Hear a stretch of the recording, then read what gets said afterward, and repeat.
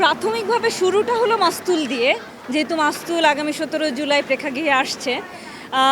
এটার আমরা আরও চালিয়ে যাব।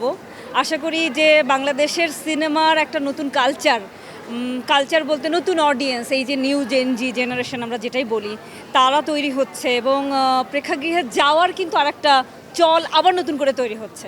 তো আমাদের আজকে শুরুটা মাস্তুল দিয়ে হলো, এরপরে আরও যেই সিনেমাগুলো আসতে থাকবে আমরা তাদেরকে ইনভাইট করব আমাদের নিউ জেনারেশনের সাথে এই ইন্টারাকশনটা করিয়ে দেওয়ার জন্য। তো এই উদ্দেশ্য নিয়ে আসলে শুরু হলো আজকে।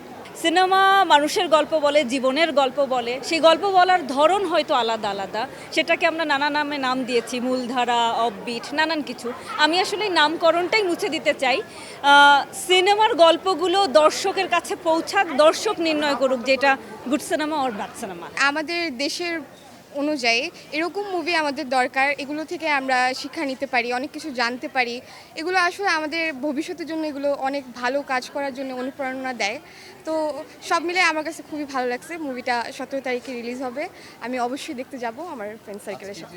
বিশেষ করে যারা ফিউচারে যারা অ্যাক্টিং জগতে যেতে চায় তাদের জন্য এই সেমিনারটা খুব ভালো ছিল, কারণ তাদের প্রত্যেকটা কথার স্টেপগুলো আমাদেরকে শিখাইছে যে কিভাবে অ্যাক্টিং জগতে যাব বা কিভাবে নিজেদেরকে ওইভাবে গড়ে তুলবো। সো সব মিলে এই সেমিনারটা খুবই ভালো ছিল আমাদের জন্য। মুভিটা তো এখনো দেখা হয়নি, 17 তারিখে মুভিটা রিলিজ হবে। সো আমরা সবাই অনেক বেশি এক্সাইটেড যে আমরা মুভিটা দেখব।